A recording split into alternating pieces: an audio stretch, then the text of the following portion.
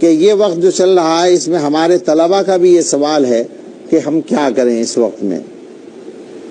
تو مشترک طور پر تو ایک جواب ہے سب کے لیے کہ وقت کو کام میں لگائیں، مطالعے میں لگائیں، درسیات کی تیاری میں لگائیں۔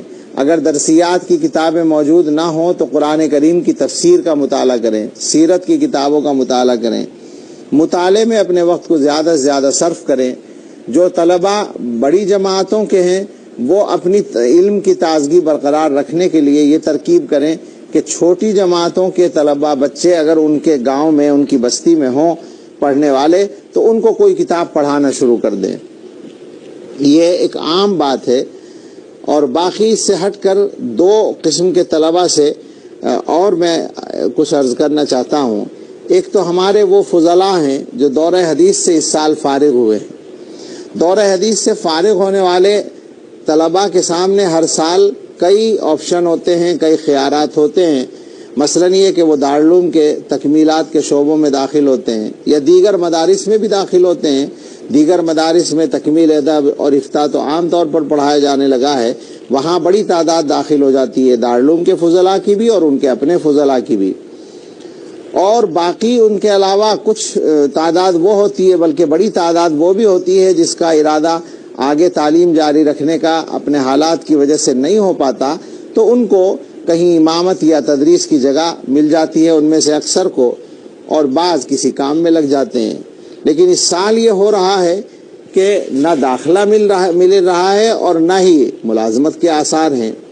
تو ہمارے ایسے طلباء بڑی حد تک ایسا شبہ ہے کہ مایوسی کا شکار ہو رہے ہیں۔ ان سے یہ کہنا ہے کہ علم کی طلب پر کہیں کوئی پابندی نہیں ہے اور علم داخلے ہی کا محتاج نہیں ہے۔ آپ اپنا علمی سفر جاری رکھیں، اور اگر آپ نے کوئی فن سیکھنے کا ارادہ کیا تھا اس ارادے کو بدلنے کی فکر نہ کریں۔ آپ نے افتاء پڑھنا چاہا تھا کہ آپ فقہ پڑھیں گے، تو آپ کو اپنے جہاں بھی آپ رہتے ہیں وہاں کوئی نہ کوئی مفتی صاحب مل جائیں گے ایسے اعلی استعداد جو پڑھا سکیں، تو آپ ان سے پڑھنے کی کوشش کر لیں۔ آپ تفسیر پڑھنا چاہتے تھے تو کسی عالم سے تفسیر کے اسباق لے لیں، یا اور ادب وغیرہ پڑھنا چاہتے تھے تو ایسے علماء اپنی اپنی جگہوں پر ضرور مل جائیں گے، ان سے آپ استفادے کا سلسلہ جاری رکھیں اور یقین رکھیں کہ کسی بھی فن میں مہارت کسی شعبے میں داخلے کی محتاج نہیں ہے۔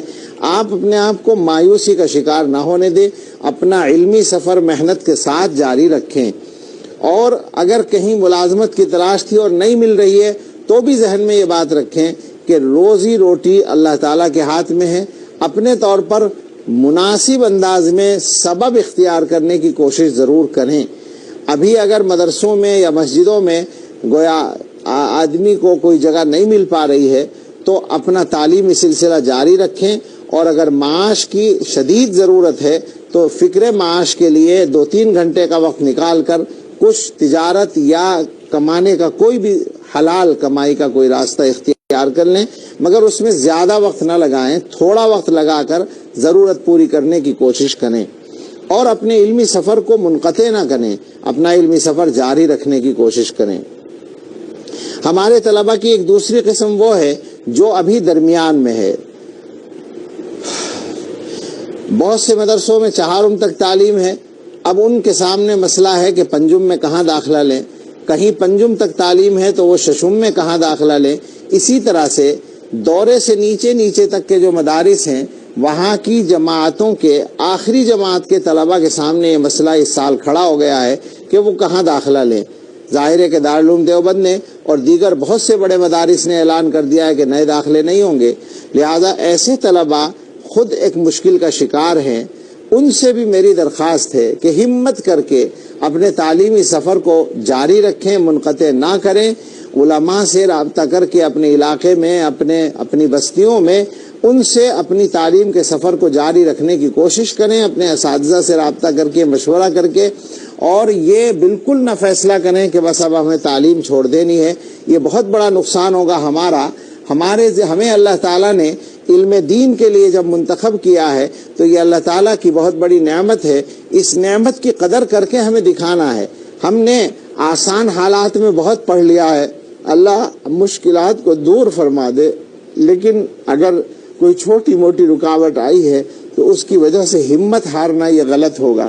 اللہ تعالیٰ بعض مرتبہ بندوں کو آزماتے بھی ہیں، بے شک ہم آزمائش کے لائق نہیں ہیں، ہم اپنے رب سے دعا کرتے ہیں کہ اللہ تعالیٰ ہمیں کسی آزمائش میں مبتلا نہ فرمائے، لیکن بہرحال جو حالات آئے ہیں ان میں ہمت کے ساتھ ہی حالات کا مقابلہ کرنا ہوگا۔